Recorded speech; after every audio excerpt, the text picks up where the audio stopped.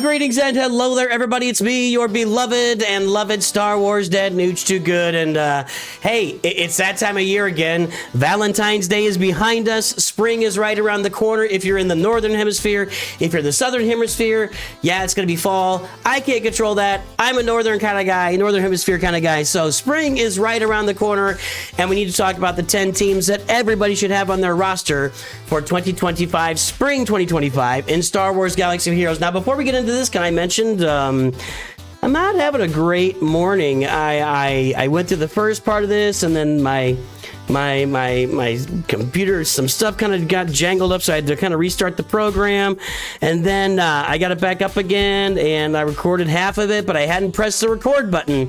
And I know that doesn't impact you guys very much. You just have to listen to me sit here and babble about it, but I'm going to try and rediscover all that energy I just invested for the last 15 minutes and just re-deliver that energy to you here today. That's how much you get from me, your Star Wars dad. Let's start with these teams. The first team, I'm going to try and go in chronological order, and we're removing a couple of teams from the fall and replacing them with a couple of more, but that'll come later. But I'm going to try to go chronological order here, and I think the first team that everybody, or one of the first two teams everybody should farm in Star Wars Galaxy Heroes is the Phoenix with Captain Rex. And this is the Phoenix here performing in the late game for me. This is Kyber 2 action, the Phoenix against Reva. Hey, the great thing about the Phoenix is they're going to perform for you at all levels of the game. From the very beginning game all the way to the end game, they are useful as long as you have to have Captain Rex. I'll make that disclaimer once again. You have to have Captain Rex on the team, or it just doesn't work for you. So Captain Rex has got to be there. But this team will perform all the way through the end game in Star Wars Galaxy Heroes. In addition, the Phoenix will open up paths to the dark side, or paths. I can't talk right now. I'm telling you, I'm reinvesting all this energy. The Phoenix will open up 2 different assault battles to your roster, and you know, if you watch my channel at all, assault battle farming is the way to farm Star Wars Galaxy Heroes in 2025, and it was in 2024 as well. They will open up military might and secrets and shadows for you that you can do those assault battles, and you get all sorts of gear that you can build, relic gear, other gear, characters, shards, everything else. You get all sorts of stuff from assault battles that you can pour into the rest of your roster and helps you invest in long-term farming in Star Wars Galaxy Heroes. And that's why Phoenix are one of the first 2 teams you should farm in this game. And if Phoenix are one of the first 2 teams, well, who is number 2? Here they are. General Veers Troopers. General Veers Imperial Troopers are number 2. Now, I'm going to tell you that the core of this team, because there's a lot of Imperial Troopers out there in this game, the core of this team is these 3 guys. Now, Stark is a pretty easy farm. Dark Trooper does a lot of damage. You can also grab, Snow Trooper's an easy farm. There's other ones you can grab here. Not to mention, you can also, and we're going to show you this in a minute because it's kind of big on my brain right now, you can also put Gar Saxon and Imperial Super Commando on this team and do some really nasty things as well. But the Imperial Troopers are the path to 2 more assault battles for you in Star Wars Galaxy of Heroes. Now, this is me very recently, I think last week, running through the Forest Moon assault battle with Gar Saxon and Imperial Super Commando on the team, and I've only got 1 gear 12. These are all low. This is a low gear way to do challenge tier 3 of the Forest Moon assault battle with Gar Saxon and Imperial Super Commando. Other than that, you could also use the Imperial Troopers. You could use a full Imperial Trooper team too. You just got to get more gear on them. You can also use them in the Rebel Roundup assault battle, and that gives you 4 assault battles between your early Phoenix team with Captain Rex and your early Imperial Trooper team. You're going after 4 assault battles in Star Wars Galaxy Heroes, and again, those assault battles are the building blocks, the foundation of what you're doing in the game. We can also look at that. We look at Admiral Piet, who is the required character, the Admiral of the Executor. That's to come later. I'm spoiling later in the video, but that's coming later. So Imperial Troopers, one of the first 2 teams everybody should have on their roster in Star Wars Galaxy of Heroes. Up next, and proceeding in chronological order, basically, you guys got to get a Wampa. You've got to have Wampa. She is just an absolute train wrecker in Grand Arena, and Grand Arena is so important. She becomes a 1-person team, or a 1 Wampa team, a 1 character team. You don't have to farm any other characters. You get a Wampa, you get a Zeta, you get an Omicron. Should be your first Omicron. Go out there, crush your opponents. in early to mid, even to late game, and sometimes in the end game Grand Arena. Now, this was a fun little experiment that I did on a stream one time. I had a Savage Opress left standing alone and brought in Wampa to clean him up. We just wanted to experiment. Can Wampa beat Savage Opress one-on-one? The answer was, it takes a while, but yes, she can. She can finish that Savage Opress. Now, as I mentioned Savage Opress, that's another example. I don't have him on the list today, but if you want to get two characters here with Omicrons that can be solo killers for you in Grand Arena, Savage Opress by herself, Savage Opress by himself and Wampa by herself are two really great options for that. Not to mention Savage Opress will fit onto a later team for us as well. But let's talk about the Wampa. She is just an absolute menace, especially in the early to mid-game Grand Arena. When you get to the end game, there's not a lot of teams that she can go out there and perform against. She becomes more of a cleanup artist at that point, which is, it's still important to have some cleanup teams on your roster in Galaxy Heroes. But if you're just getting started or you're in the mid-game, it'll probably be a little while before you're at the end game. And by end game, I mean like Kyber 2 and higher, Kyber 1. But Wampa's going to be so useful for you. She's going to get you wins. She's going to get you not only battle wins in Grand Arena, she's going to get you wins in Grand Arena because you get more banners for putting a one-character team out there than you do for a multi-character team. So I highly recommend Wampa as one of the first teams you should get unlocked in Star Wars Galaxy Heroes, and definitely one of the top 10 teams that everybody should have. Oh, and by the way, she leads into Jedi Knight Luke as well, and Jedi Knight Luke is the gateway to many things that most would consider natural in Star Wars Galaxy of Heroes. And you know that gateway I just mentioned, the gateway to Jedi Knight Luke Skywalker? Here's another portion of that gateway, your Commander Luke Skywalker team, this exact team. And I know that as you farm up your Commander Luke Skywalker team, you're going to, at the beginning, you'll have different variances of this. You'll have Stormtrooper Han in there instead of 3PO. You'll have Old Ben in there instead of 3PO and Chewie. Maybe you'll have somebody in there instead of Chewbacca, R2 instead of Chewbacca.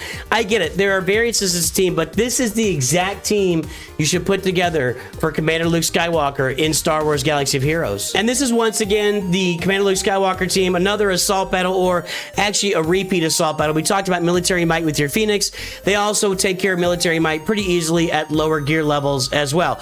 But not just that, CLS is a very effective team in multiple game modes for you, from the beginning of the game all the way through the late game. In the end game, once again, he becomes more of a cleanup, or if you find the right opportunity. I did use him in Kyber 2. I used this team, this exact team in Kyber 2 yesterday to clean up a Mon Mothma team out there. So there are definitely uses for CLS all the way to the end of the end game. Maybe not as often in the end game. Regardless, I'm getting up on a tangent there, but he's useful in multiple different game modes in Star Wars Galaxy of Heroes. Commander Luke Skywalker is going to do you a lot of good as a team in general. But as a farming device, Commander Luke Skywalker is a path for you to Jedi Knight Luke. And Jedi Knight Luke is the path to Jabba the Hutt, Jedi Master Luke, and etc. And CLS by himself, this team by itself, is a path for you into Leia Organa. So 3 Galactic Legends lie behind unlocking this team over here. That's the biggest reason I think why CLS is so important. Yeah, he's really effective in game. I mean, you can't take that away. It's just still a really good team today, and it's actually kind of an older team at this point. We could use a lifter or something different here to have some fun, but Commander Luke Skywalker opens up a lot of stuff for you in this game. Trust me, if you farm him, you will never regret it. And up next are my boys. I have been harping on these guys for well nigh over 6 months now.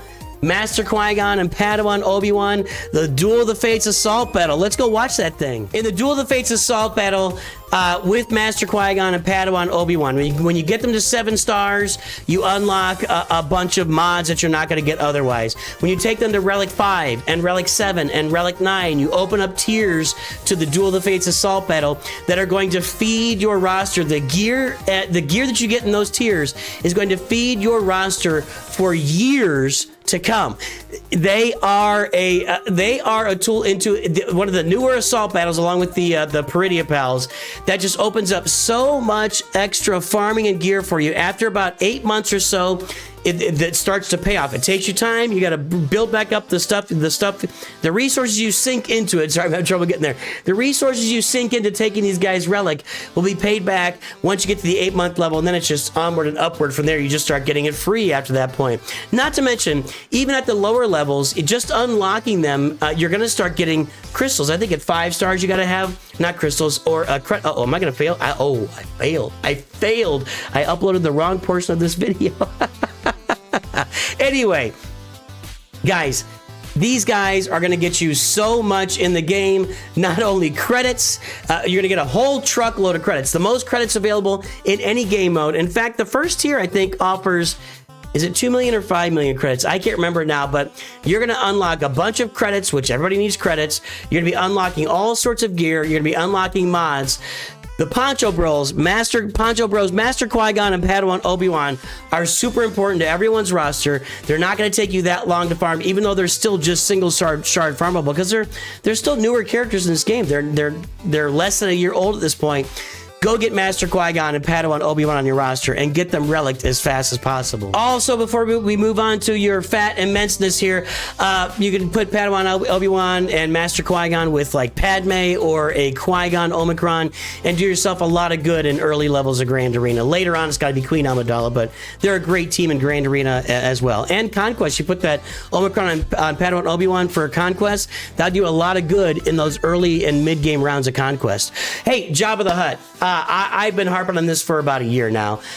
Jabba the Hutt should be your first galactic legend. There's just no getting around it. The teams you'll farm on the way, you'll get that CLS team, you'll get a great bounty hunter team. You're gonna unlock. I guess that's it. I guess that's the 2 teams, and you're gonna get Jabba the Hutt as a team.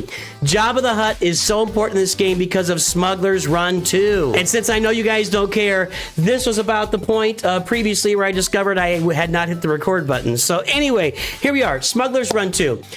Every month, Smuggler's Run 2 runs 3 times, and every time it runs, you get somewhere between 2,500 to 3,500 crystals worth of mod. You get mods that are worth about 2,500 to 3,500 crystals on your roster. Is this on this fast motion or something? I don't think I just gotta play it. All right. Anyway. Not only is Jabba the Hutt really effective in almost every game mode, he is required in Rise of the Empire territory battles. You have to have Jabba the Hutt all the way through the middle section, the neutral section of Rise of the Empire territory battles. He's going to work in all other territory battles, all other territory wars. Jabba the Hutt is replete with usage in this game, but I look at Smuggler's Run 2, for me, every month, my estimation is about 10,000 crystals worth of mod material a month. Others have put it lower at like 8,000, whatever. You get a lot of return on investment from Jabba the Hutt. More return on investment than any other character in the game. Maybe the most return on investment ever. You get a lot of return on investment. Jabba the Hutt should be everybody's first galactic legend. He should be what you're shooting for.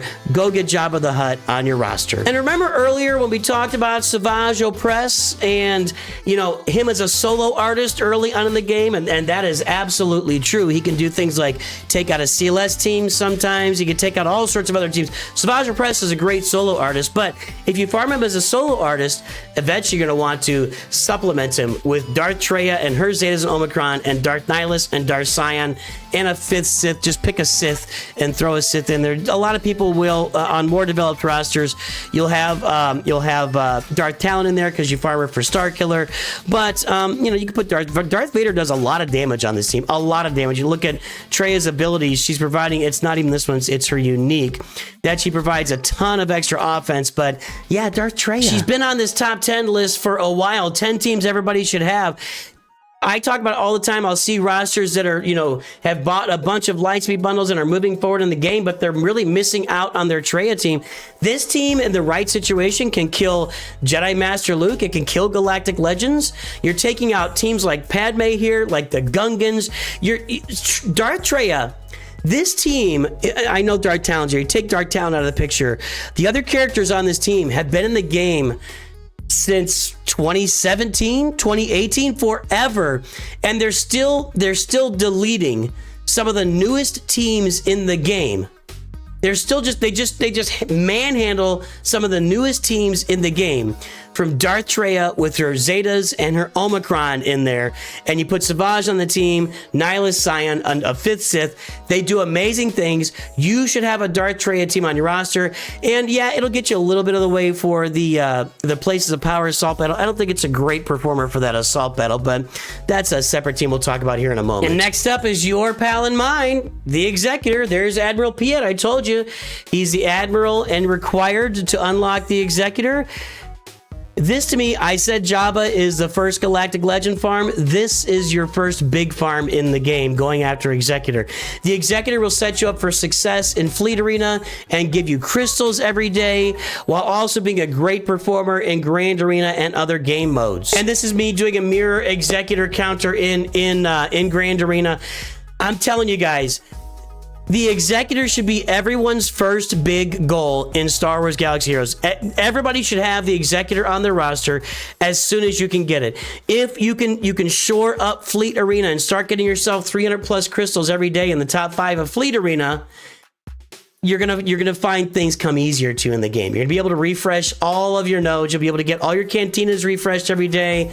Your mods are refreshed every day. You'll start farming better mod. It just leads to all sorts of great things on your roster. Plus, in Grand Arena, in the early to mid rounds of Grand Arena, you can throw the Executor on the back wall, save everything else. It's like a Executor only defense. You throw it on the back wall in Grand Arena, save everything else for offense, and you can probably get yourself all the way up to like Bronzium Grand Arena levels by just doing that. For sure, Chromium.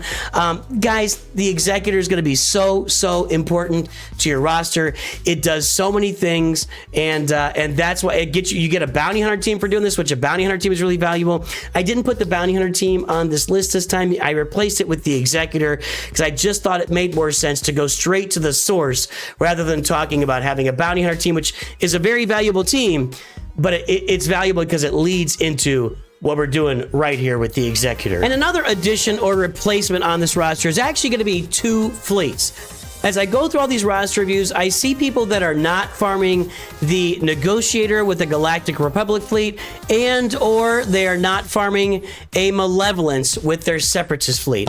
And I actually, at some point along the line, I had Geos on here as a required team. I've kind of taken them off because we had a Wat Tambor bundle is out now in the game. If you're not going to buy bundles, you should definitely farm the Geos. But when I put this fleet in there, that's going to force you to farm the Geos anyway when you go and get this fleet. Yeah, you'll have to add Geo Brood Alpha and Poggle. I get it. But everybody should be farming on your roster. Before you spend your Get 2 currency, that's your Guild Event Token 2 currency. It looks like looks like a Sergeant insignia. I can never remember what those are called. The Sergeant bars on your, anyway. It looks like a Sergeant insignia. Your Get 2 currency. Before you spend that on anything else, you should be unlocking Negotiator and Malevolence, both of them, back to back, and getting this Galactic Republic fleet and your Separatist fleet on your roster. And let's talk about these 2 fleets. Yeah, they're not the meta anymore. The meta are, you're looking at Leviathan and Executor. Profundity comes in 3rd there. I'm sure Profundity will get a lifter at some point that'll bring it back into the meta. But just below that is going to be these 2 fleets and Chimera. Chimera takes a little bit longer to develop with your TIE Interceptor coming later in the game, and that's why I kind of left it off this top 10 list of everybody should have. But from the beginning of the game, I have showed you guys, I've got multiple videos about how to get into a great guild that's doing Geonosis territory battles. You can get into those guilds right off the bat. They need people. Those guilds need people that are playing the game actively every day to open up raids from them. You can get into those guilds. Go look it up. Nooch Too Good, how to find a guild. You'll find the video, I promise. Probably even just SWGOH, how to find a guild. You'll find my videos out there. Go to get into a good guild, and if you're playing Geonosis territory battles, you're going to be getting a lot of Get 2 currency. You invest that Get 2 currency into either the Malevolence or the Negotiator until you have them both at 7 stars. I like taking 1 to 7 stars, then the other one, because you got to finish up the rest of the fleet along the way too. But some people go 5 stars each and farm the fleets, whatever. These fleets are just under the meta. They're in the top 6 fleets in the game, and you will need them, and they're going to perform for you. You know, when you look at the Negotiator and the Malevolence, they both have counters that you can use to farm, to counter some of the biggest fleets in the game.